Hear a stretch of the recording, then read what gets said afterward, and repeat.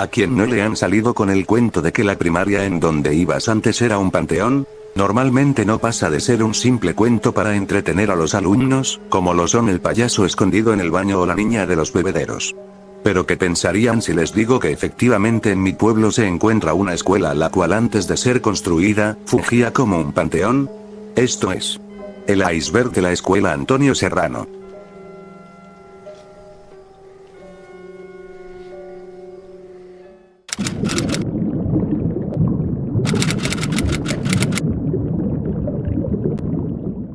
El antiguo Panteón de San Pedro era el principal camposanto histórico de en ese entonces Villa Carreón, hoy conocido como Atlisco, el cual funcionaba durante la época colonial hasta su saturación a principios del siglo XX, específicamente en 1903. Lo que obligó al gobierno municipal a adquirir un nuevo predio el 6 de diciembre de 1903 para posteriormente en enero de 1904 inaugurar el actual Panteón Municipal de Atlisco. Que por cierto el día que cayó un aguacero de aquellos se vino con todo y gavetas la barda, casi se salió el Drácula por unos instantes. Lo peor de todo es que la tierra de los muertitos fue a dar calles abajo provocando focos de infección.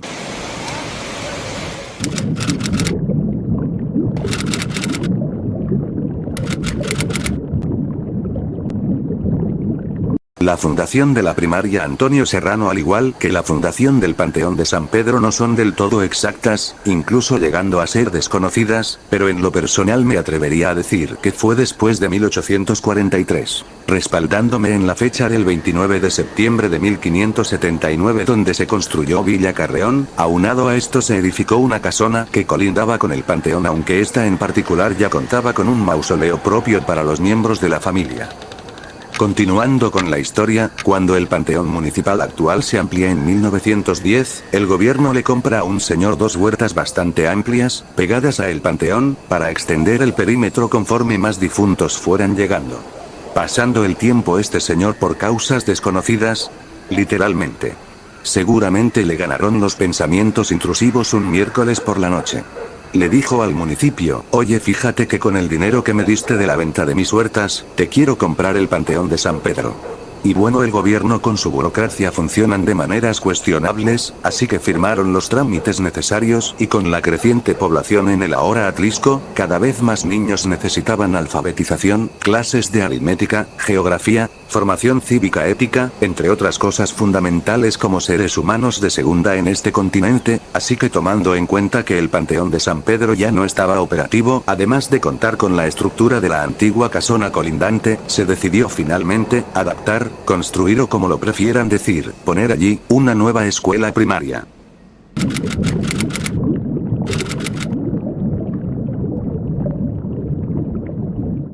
El Panteón de San Pedro era un camposanto columbario, o sea que colocaban a los difuntos en la pared, en filas de 4 a 6 puede que más, como lo repito la casona colindante igual contaba con un mausoleo propio, aunque no solo era columbario, tenía lugares para colocar las urnas o también zonas para sepultura.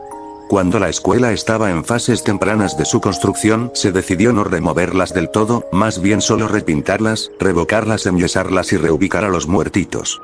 Las veces que visité la escuela, yo puedo confirmar que aún están los cimientos de las tumbas, además varios de los niños hoy en día adultos cuentan que jugaban en las catacumbas pensando que eran ventanas XDDDDD. Eso va de la mano con nuestra cultura, venimos así de fábrica.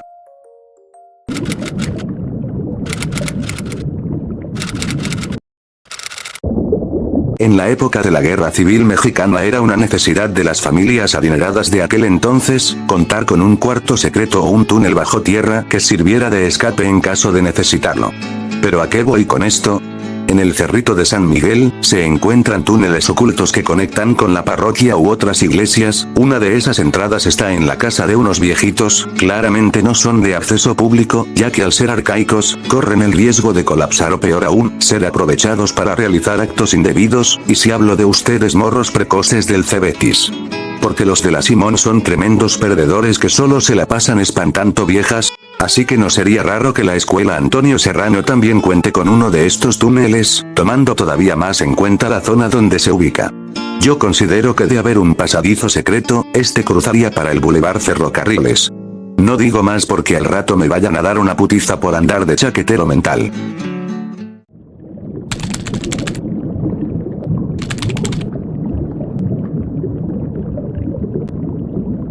La primaria Antonio Serrano también cuenta con un plan de estudio alternativo y precisamente es lo que conllevó a la creación de este iceberg. La escuela nocturna, antes llamada Escuela de Trabajadores, abarca desde la primaria hasta bachillerato. Por lo que yo sé, las clases empiezan a las 3:30 de la tarde y terminan a las 9 de la noche. La mamá de una chica que me gustaba trabajaba allí dando clases a niños en estado de reprobación, pero no es el caso de todos, porque también había niños los cuales por X o Y razón no podían tomar clases de manera habitual. A veces llegué a sentir un poco de tristeza o confusión en sus ojos. Tal vez por problemas en casa o el hecho de estar en un salón en total silencio, que parece de manicomio, a oscuras, con niños muy salteados en cuanto a edad o mentalidad, cuando la mayoría está probablemente viendo TikTok en el celular o haciendo cualquier cosa disfrutando de su tiempo libre. No sé si logré darme a entender en esto último. Esos niños no sabían que allí estaba yo para romper la rutina al menos por ese día. No los olvidé.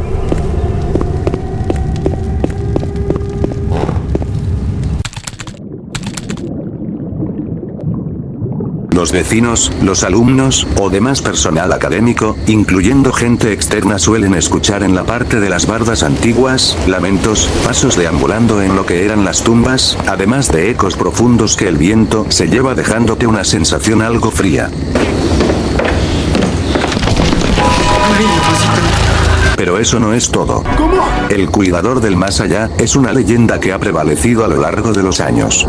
La historia nos narra que aún después de fallecer, hay un espíritu que prevalece al pasar del tiempo, cumpliendo su labor de mantener el orden y ahuyentar a cualquier intruso, ya sea que entre con buenas o malas intenciones. Otra cosa que se menciona son los avistamientos de brujas, en específico las dichosas bolas de fuego. Yo la verdad solo he visto una en mi vida. Veníamos de la calle del recinto ferial cuando cerca del cerro alcanzo a apreciar un círculo de lumbre, con tonalidad opaca, similar a una lámpara de petróleo, como cuando se derrama por accidente el combustible y este se prende, provocando ese humo negro. Y bueno, al menos en el tema de las brujas, por descabellado que parezca, no todas son malas, porque claramente están desde tu vecina envidiosa, las curanderas, o las europeas. Pero de las que yo hago mención son sobre las prehispánicas, que a día de hoy aún quedan varios de sus descendientes y parte de su legado en aquellos pueblos indígenas. A diferencia de las europeas, su magia no provenía de pactos demoníacos necesariamente, sino de su capacidad innata para manipular las fuerzas del cosmos, comunicándose con deidades, además de, en algunos casos, transformarse en animales o elementos naturales. Ahí pa' que lo sepan. Si prestaron atención podrán darse cuenta que ellas están ligadas a los nahuales, dando a entender que provienen de una misma rama.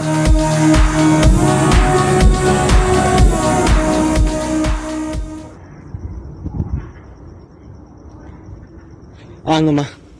Por fin, hemos llegado al último nivel. Para mayor facilidad abarcaré todo en un solo punto, empezando por lo que me sucedió ese día, y lo que llegué a saber posteriormente.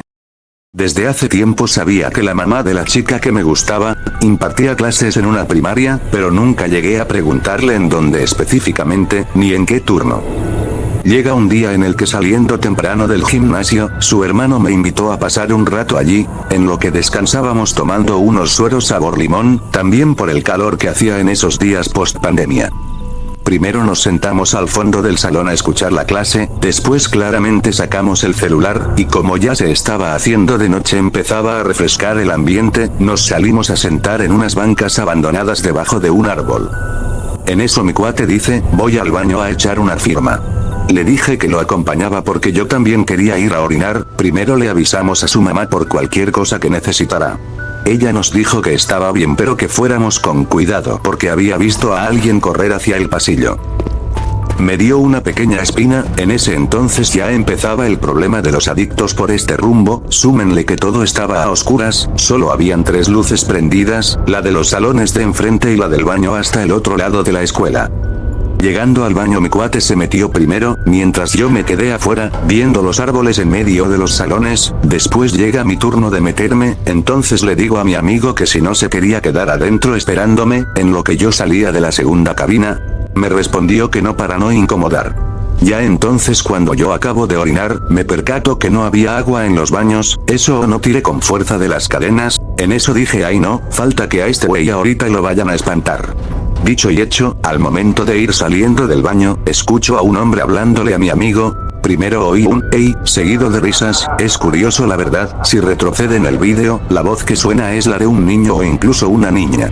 Rápidamente intenté calmar a mi amigo, que casi le da una crisis. Por más que me esforcé, no veía lo mismo que mi compa, sumado a que mis ojos estaban hace unos momentos en la luz, pues menos percibía yo.